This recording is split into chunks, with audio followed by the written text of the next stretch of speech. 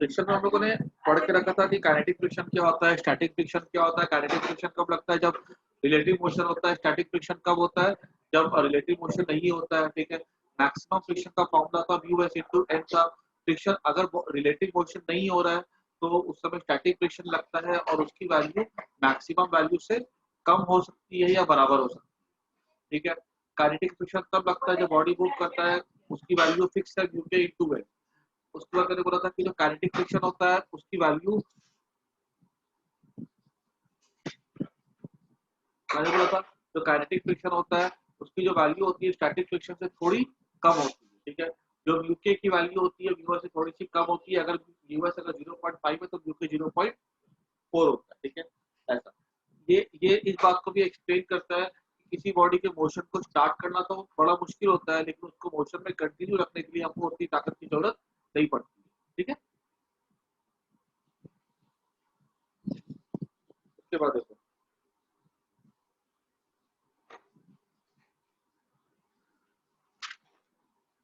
अब हम बात करते हैं आगे। नेक्स्ट हमारा टॉपिक होगा एंगल ऑफ फ्रिक्शन। ठीक है, तो ये एंगल ऑफ फ्रिक्शन से ना पहले मैं एक टॉपिक और करवाता हूँ। ठीक है, वो भी टॉपिक है अपना स्टैटिक फ्रिक्शन का। ठीक है,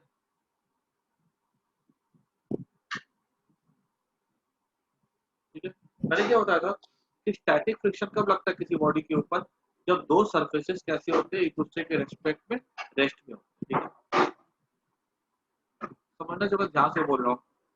ठीक है, यहाँ पर, और ये जो मैं समझा रहा हूँ ना, ये एक इम्पोर्टेंट क्वेश्चन है और ये मैं अभी बोर्ड लेवल पे बता रहा हूँ ये। ठीक है, लेकिन आगे जाकर के जब मैं एंट्रेंस का पढ़ाऊंगा ना तो वहां पर ये सबसे इंपॉर्टेंट कंसेप्ट बनेगा। मतलब इसको समझने में बच्चों को काफी दिक्कत आती है, तो मैंने तुमको इसका इजी वाला वर्जन बता रहा हूँ।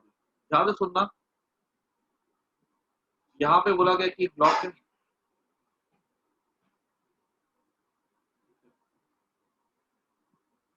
और यहाँ बोला गया है कि दूसरा ब्लॉक।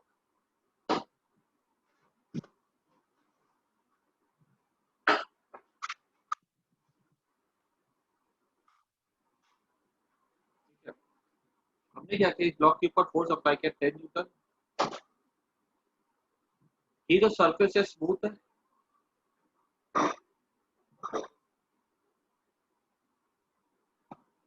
ठीक है, और यहाँ पर जो कोफिशिएंट ऑफ फ्रिक्शन जो है ना वो हमें दिया गया, म्यू दिया गया 0.4। ठीक है, ये वाले ब्लॉक का मास है 3 kg, ये वाले ब्लॉक का मास है 2 kg। जो मैं कंसेप्ट सिखा रहा हूँ ना, ये वाला कंसेप्ट है किसके लिए, स्टैटिक फ्रिक्शन के लिए। और कहीं पर कोई भी बीच में दिक्कत आएगी तो तुरंत पूछ लेना। ठीक है, इतना आसान ये चीज नहीं है। ठीक है, फ्रिक्शन से बताता हूँ, फ्रिक्शन ही इतना आसान नहीं है। ठीक है, फ्रिक्शन को अगर फ्रिक्शन तुमको अच्छे से आएगा ना, तुमको आगे के सारे चैप्टर परफेक्टली आएंगे। ठीक है, इसलिए ध्यान से सुनो जो मैं बोल रहा हूँ। ये बड़ा ब्लॉक है, छोटा ब्लॉक है। ठीक है, हमने फोर्स अप्लाई किया 10 न्यूटन। ठीक है, ये सरफेस स्मूथ है। यहाँ पर पूछा जाएगा कि सबसे पहला सवाल कि 2 kg के ऊपर फ्रिक्शनल फोर्स कैसा लगेगा। तो देखो, अगर आपको 2 kg का फ्रिक्शन फोर्स देखना है तो स्टैटिक फ्रिक्शन निकालने के लिए मैंने काइनेटिक फ्रिक्शन तुमको निकालने का तरीका बताया था। ठीक है, स्टैटिक फ्रिक्शन निकालने का तरीका क्या होता है देख लो, मैं यहाँ पे रूल लिख देता हूँ। पहला रूल, अज्यूम, मेथड क्या होगा, टू फाइंड, ये रूल याद रखना। काइनेटिक फ्रिक्शन का हमने देखा था कि रेस्ट पे हो, चीटी की तरह बैठ जाओ, दूसरे बॉडी को देखो, उसका रिलेटिव मोशन देखो, जिधर रिलेटिव मोशन होगा उसके अपोजिट लगा दो काइनेटिक। ठीक है, वो था काइनेटिक फ्रिक्शन। अगर स्टैटिक फ्रिक्शन की बात करें ना, लिखता हूँ direction of static friction.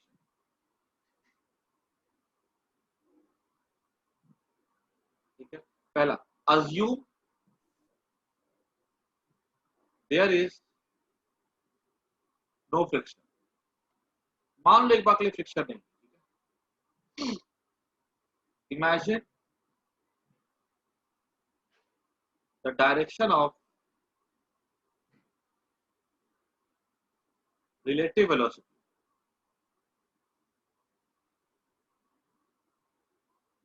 Third, apply friction force in direction opposite to 2. ठीक है, बस यहाँ पर देखो, यहाँ पे अगर बात करें ना तो यहाँ पे हमसे पूछा जाएगा कि बताओ इस पे जो 2 kg वाला ब्लॉक है इसके ऊपर फ्रिक्शन फोर्स कैसा लगेगा। तो मैंने क्या किया,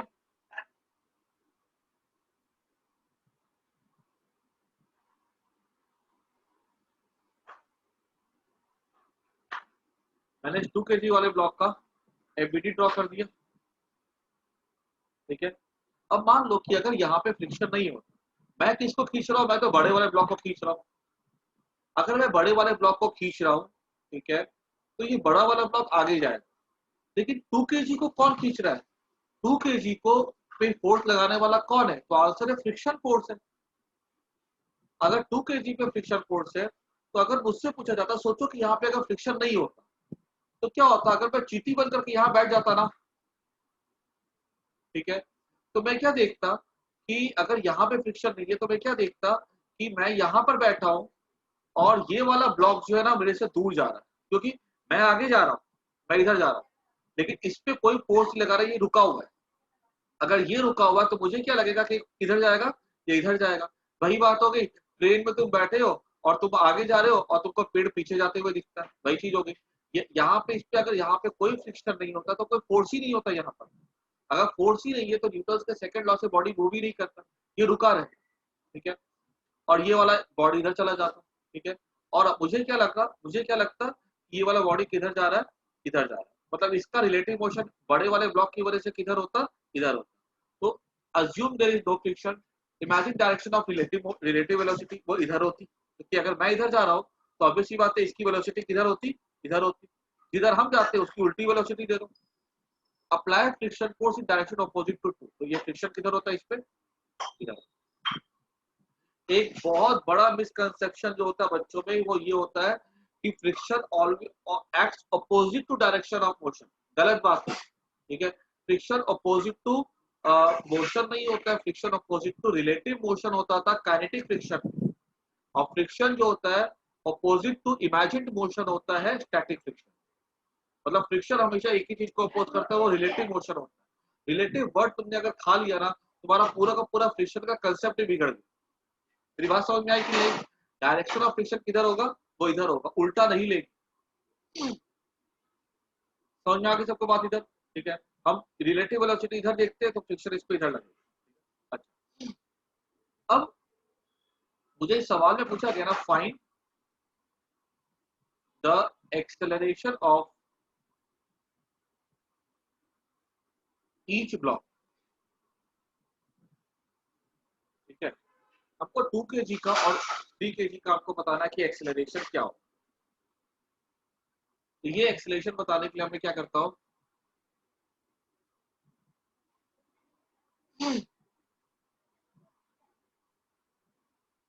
ये तो ऐसे नोट कर लिया होगा, ये डायरेक्शन के लिए था। ठीक है, अब देखो, जब भी ऐसा सवाल आए ना कि अब मुझे डायरेक्शन बताना है, ठीक है, तो क्या करोगे हम लोग उसके लिए, टू फाइंड एक्सेलरेशन।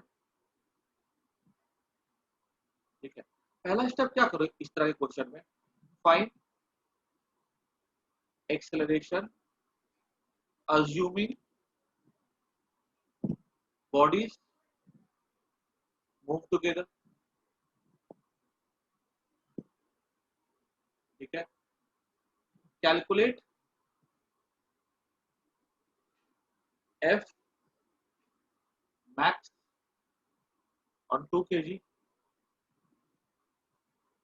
ठीक है, और यहाँ पे let acceleration be a. Third step, if f max is less than, ये स्मॉल एम है, body move together.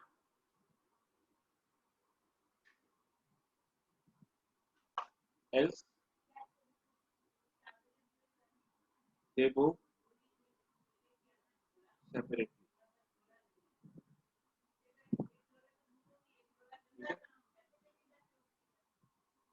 If F max is greater than ma, solve separately for body. ठीक है, तो जब भी ऐसे सवाल आते हैं ना, सबसे पहले तो हमको क्या देखना होता है कि फ्रिक्शन का डायरेक्शन किधर हो, ठीक है, वो हमने देख लिया। ठीक है, अब अगर हमको यहाँ पर देखना बताना है कि दोनों का एक्सीलरेशन निकालना, ठीक है, तो हम क्या करते हैं, 4 स्टेप मैंने लिख दिए। मान लो कि दोनों बॉडी को, कभी कभी क्या होता है, तुम अगर खींचते हो ना बॉडी को, ठीक है, कभी धीरे खींचोगे ना तो दोनों साथ साथ चलती है, जोर से खींचोगे ना तो देखना कि ये ऊपर सेपरेट कर जाता है।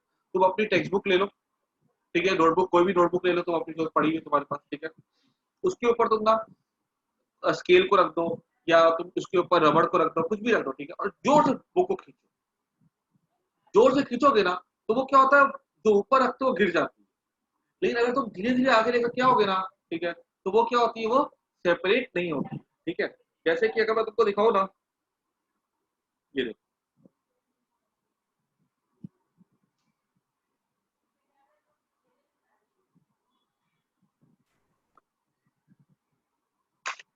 जैसे कि मान लो ये बुक है मेरे पास है, ठीक है, और ये बुक के ऊपर ना मैं दूसरी बुक रख देता हूँ, ठीक है, ये डायरी रख देता हूँ। देखो, ये वाली, ये एक ब्लॉक है, ठीक है, और ये दूसरा ब्लॉक है, ठीक है, इसके ऊपर रखा हुआ, ठीक है, अगर मैं दोनों को लेके जाऊँ ना तो दोनों साथ साथ मूव करेंगे। ठीक है, अगर मैं दोनों को लेके जाऊँ दोनों साथ साथ मूव करेंगे ऐसे। लेकिन सोचो अगर मैंने ज्यादा फोर्स अप्लाई किया तो फिर नीचे गिर गई, अगर मैंने इसके ऊपर ज्यादा अप्लाई किया तो नीचे गिर गई। तो ये बोलना कि दोनों ब्लॉक हर बार साथ साथ मूव करेंगे गलत है। दोनों ब्लॉक साथ साथ मूव कर भी सकते हो, नहीं भी कर सकते। ठीक है, तो मुझे दोनों चीजों को एनालाइज करना पड़ेगा। ठीक है, तो मैंने यहाँ पे लिख दिया, assume find acceleration assuming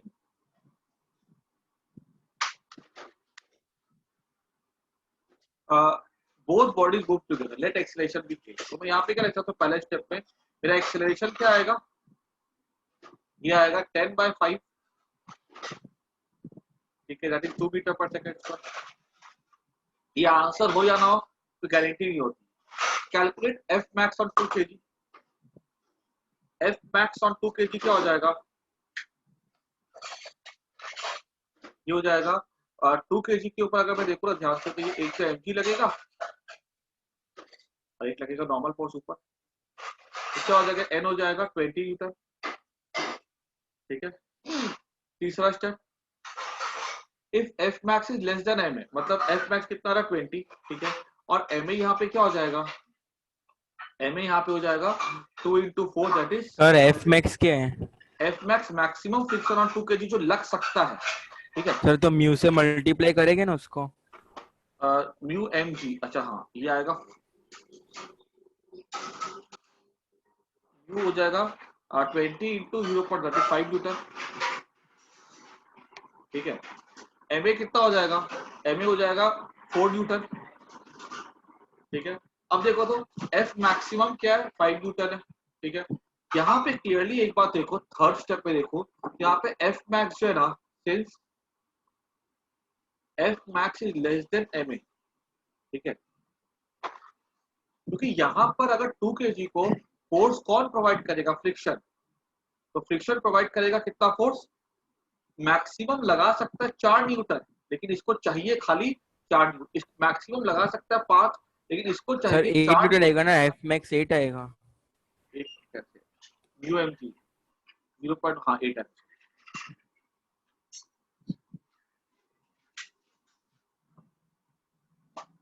कुछ हो जाएगा 8। ठीक है, एफ मैक्स जो है ना, मैक्सिमम फ्रिक्शन फोर्स कितना लगा सकता है, तो 8, इसको चाहिए कितना, साथ साथ मूव करने के लिए 4 न्यूटन, तो एफ मैक्स एम ए से कम है, therefore body move together.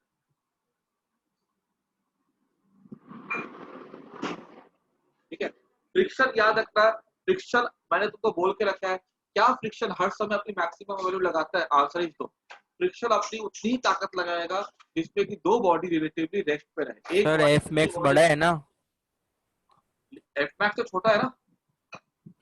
F max 8 है ना, एम ए 4 है। हाँ तो चाहिए कितना इसको मूव करने के लिए, साथ में 4 चाहिए ना। ये इसको चाहिए एक्सीलरेशन कॉमन अगर होगा, इसका भी 2 इसका भी 2, तो इसको कितना फोर्स चाहिए साथ साथ मूव करने के लिए, m × 4 न्यूटन। अब इसको ये फोर्स कौन प्रोवाइड करेगा? फ्रिक्शन। फ्रिक्शन बोलता है कि मैं तुमको 8 न्यूटन तक की दे सकता हूँ। 2 kg वाला बोलेगा नहीं मेरे को खाली 4 न्यूटन ही चाहिए, तो फ्रिक्शन इसको 8 न्यूटन नहीं देगा, फ्रिक्शन इसको सिर्फ 4 न्यूटन देगा। मैक्सिमम अवेलेबल कितना है? 8 है, इसको चाहिए 4। ये 4 लेकर के बॉडी आगे मूव करेगा, दोनों साथ साथ मूव करेगा।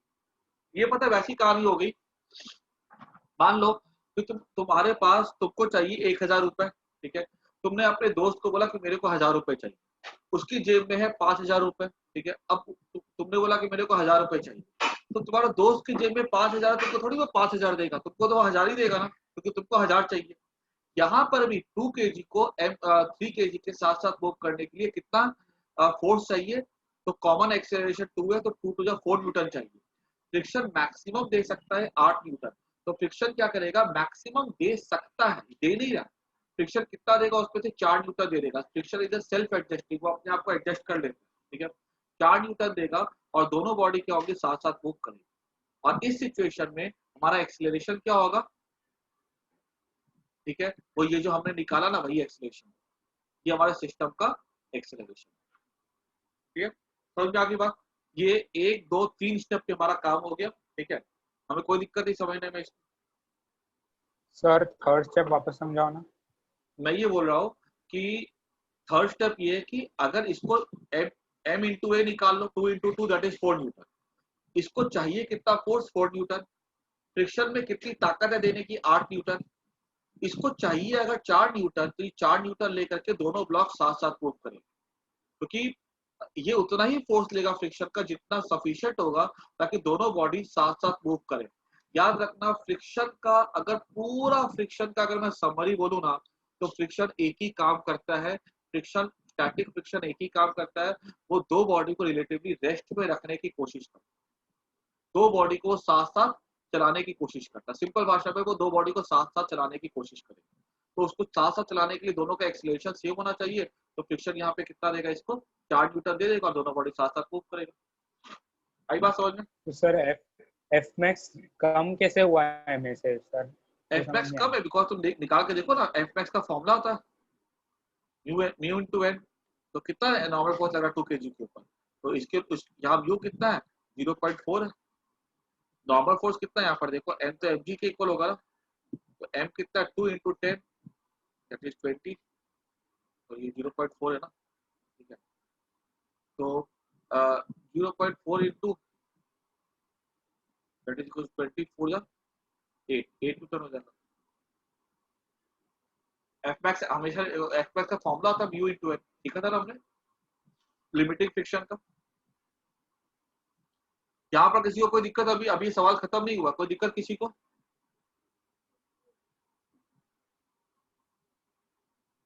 क्लियर हो गया? Yes sir. ओके, चलो अब आता है, ये सब कोई नोट कर दो, ठीक है। अभी मैं क्या करता हूँ, अब यहाँ पे अगर मैं आऊँ फिर से,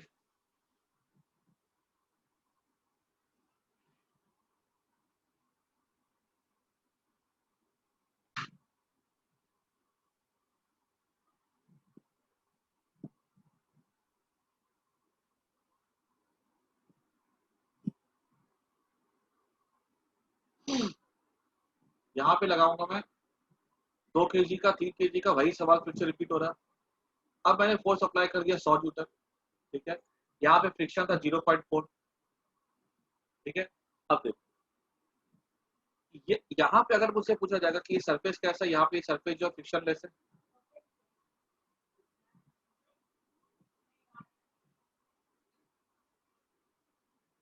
यहाँ म्यू 0। मुझसे पूछा गया कि बताओ इस केस में दोनों बॉडी का एक्सीलरेशन क्या हो, तो मेरा पहला स्टेप क्या था? देखो, फाइंड कॉमन एक्सीलरेशन। तो ए क्या हो जाएगा? 100/5 that is 20 metre per second square, ठीक है। उसके बाद मैंने निकाला f max mu into N, 2 kg का मैंने ड्रॉ किया बीडी 20, ये हो जाएगा mu m g that is 0.4 into m into g that is 8 newton. ठीक है, तीसरा अगर मैंने एम ए निकाला तो एम ए कितना हो जाएगा 2 इंटू 20 दैट इज 40 न्यूटन। अब यहाँ पर देखो तो मैक्सिमम फ्रिक्शन जो है वो एम ए से बड़ा है। देखो मैंने क्या लिखा था, if f max is less than m a body move together, ठीक है, एल्स दे मूव सेपरेटली। ठीक है, अब यहाँ पे एफ मैक्स जो एम ए से बड़ा आ रहा है, solve separately for body. Solve separately for body मतलब क्या हुआ, देखो यहाँ ये वाला 2 kg वाला बोला कि मेरे को चाहिए 40 न्यूटन फोर्स साथ साथ मूव करने के लिए।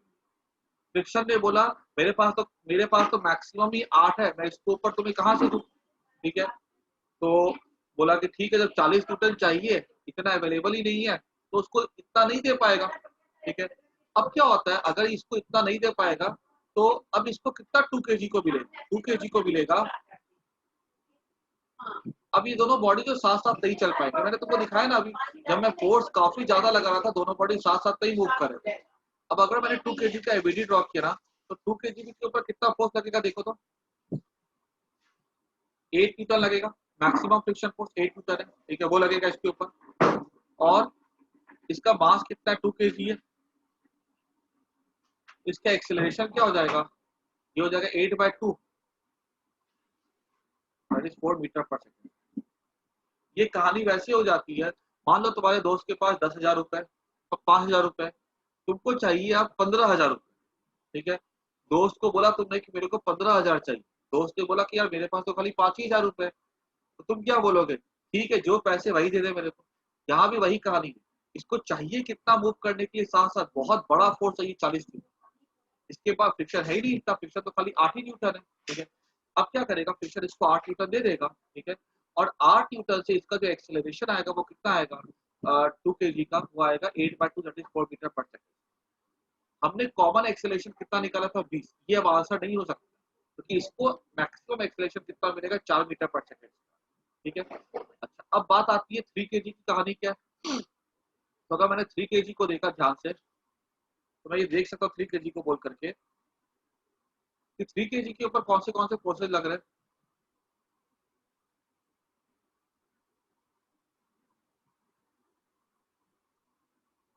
एक तो 3 kg को मैंने यहाँ पे लगाया। ठीक है, और इसके ऊपर मैंने फ्रिक्शन लगा दिया था 8 न्यूटन। ठीक है,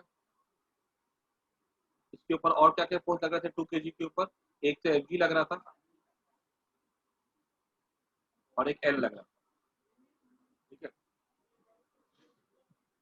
ये वाला सरफेस तो स्मूथ है, ये तो कोई फ्रिक्शन लगा ही नहीं सकता। अच्छा इसका अगर मैं एबीडी देखूं तो इस पे 3 kg का फोर्स 3g नीचे लग रहा होगा 30 न्यूटन। ठीक है, एक उसके ऊपर नॉर्मल फोर्स ऊपर लग रहा होगा।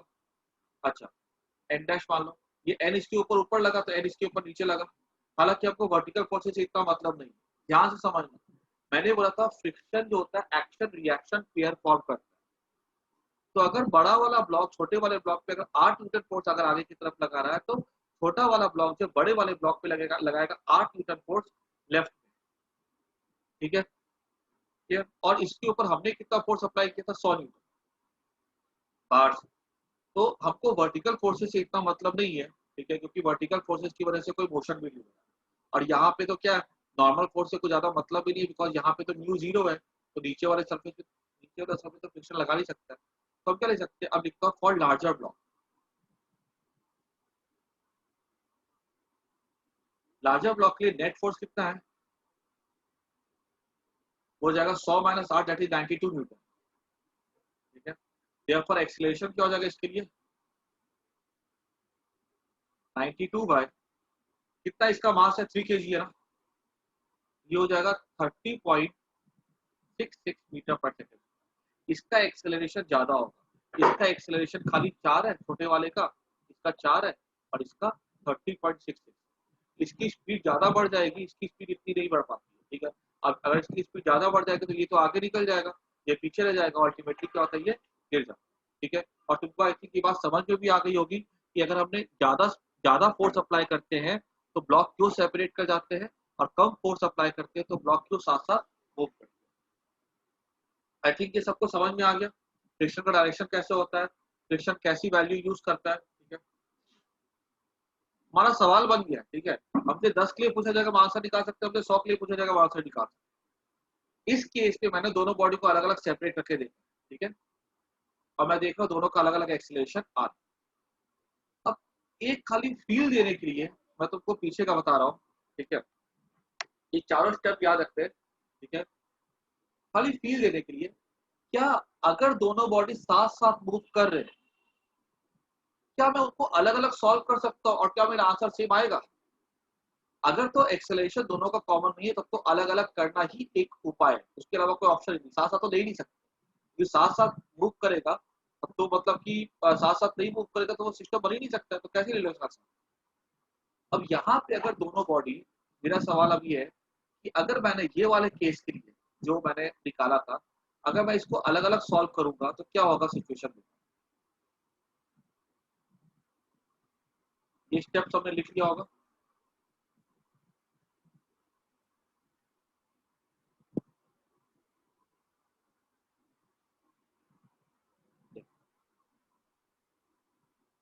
अगर मैंने अलग अलग देखा ना इस केस में, जब फोर्स कम है तो क्या होगा देखो, 2 kg के ऊपर कितना फ्रिक्शन लगेगा? तो आंसर है 4 न्यूटन। ठीक है, इस केस में कितना चाहिए था? 40। कितना मैक्सिमम था? 8, तो 8 का 8 लगेगा यहाँ। यहाँ पे कितना चाहिए? यहाँ पे चाहिए अपने को कितना? 8 न्यूटन। ठीक है, चाहिए अपने को यहाँ पे 4 न्यूटन। ठीक है, मैक्सिमम 8 है तो खाली 4 ही लगेगा। इसका एक्सीलरेशन क्या हो जाएगा? इसका एक्सीलरेशन हो जाएगा 4/2, दैट इज 2 मीटर पर सेकेंड। ठीक है, अगर मैंने 3 kg को देखा अलग से तो इस पे कितना फोर्स लग रहा है? 10 न्यूटन। इस पे 2 kg वाले पे लग रहा है फ्रिक्शन आगे 4, तो 3 kg वाले पे फ्रिक्शन कितना लगेगा? 4 न्यूटन। देयरफॉर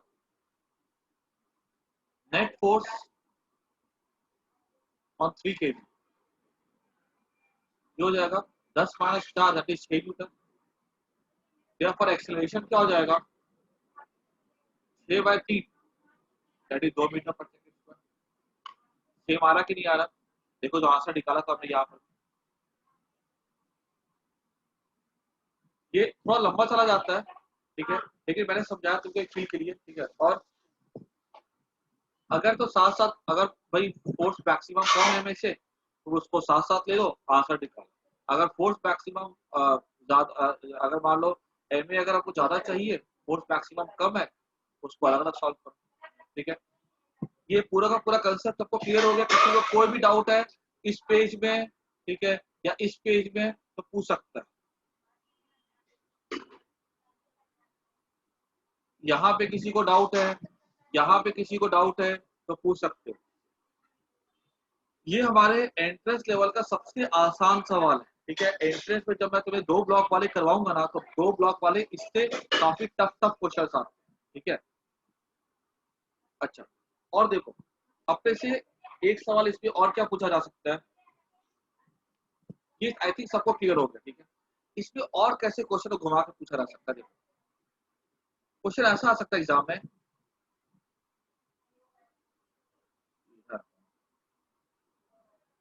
क्वेश्चन इसमें ऐसा आ सकता है, फोर्स दिया हुआ ही नहीं। ठीक है, खाली डेटा दिया गया इतना बस। ठीक है, कोई फोर्स फोर्स ही दिया गया। अच्छा, एक चीज और मैं उस पर आता हूँ। अगर हमसे पूछा जाएगा कि मतलब इस सिचुएशन में जब 10 न्यूटन फोर्स लग रहा था तो इसके 2 kg और 3 kg के बीच में कौन सा फोर्स लग रहा था फ्रिक्शन का? तो आंसर है स्टैटिक फ्रिक्शन। समझना कंसेप्ट को, बहुत इंपॉर्टेंट चीज है ये। कौन सा फोर्स लग रहा था? तो आंसर है स्टैटिक फ्रिक्शन। स्टैटिक फ्रिक्शन तब लगता है जब रिलेटिव मोशन नहीं हो।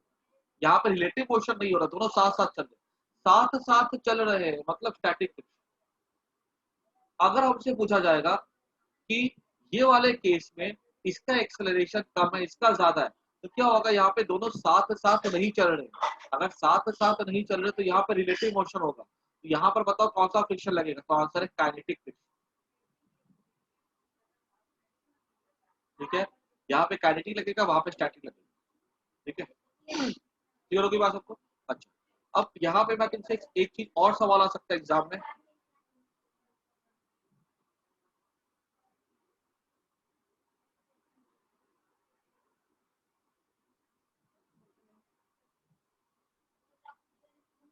Find maximum force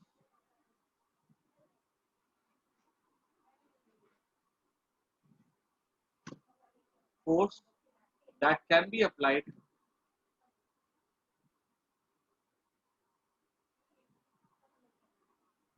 to 3 kg so that both blocks move together। ठीक है, बताओ 3 kg के ऊपर हम कितना मैक्सिमम फोर्स अप्लाई करें ताकि दोनों के दोनों ब्लॉक कैसे चले, साथ साथ चले। ठीक है, तो मैक्सिमम फोर्स हमको निकालना 3 kg के ऊपर ताकि दोनों साथ, 10 न्यूटन पे तो भाई वो साथ साथ चल रहे थे, 100 न्यूटन पे वो साथ साथ नहीं चल रहे थे। तो बोला कि 10 और 100 के बीच में कोई तो मैक्सिमम लिमिट होगी। मैक्सिमम से कम अगर फोर्स होगा साथ साथ चलेगा, मैक्सिमम से ऊपर होगा साथ साथ नहीं चलेगा। तो कैसे निकालेंगे, देखो यहाँ मैक्सिमम फ्रिक्शन क्या हो जाएगा, देखो तो सिंपल सी बात है, ये हो जाएगा 0.4 into 2 that is equal to 8 metre. तो maximum acceleration to move together क्या हो जाएगा, इस पे मैक्सिमम फोर्स अगर 8 न्यूटन लग रहा है तो maximum acceleration 8/2 that is 4 metre per second. मतलब अगर 2 kg का acceleration 4 metre per second square है, ठीक है, मैक्सिमम तक की, तब दोनों बॉडी साथ साथ मूव करेंगे। अगर इसका 4 से ऊपर चला जाएगा तो इसको जितना फ्रिक्शन चाहिए होगा उतना फ्रिक्शन नहीं इसको मिल पाएगा। लेकिन अगर इसको, इसका acceleration 4 metre per second square है, ठीक है, तो इसको कितना फोर्स चाहिए, 4 टू 8 न्यूटन। और इसको कितना फोर्स मैक्सिमम मिल सकता है, 8 न्यूटन।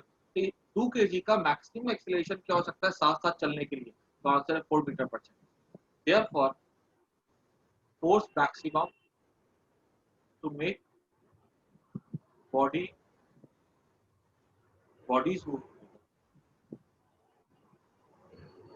ये दोनों का एक्सेलरेशन होना चाहिए ना।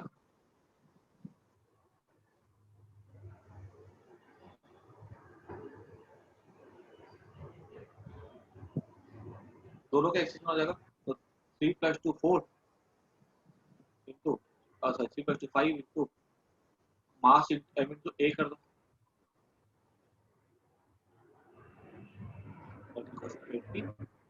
ठीक है।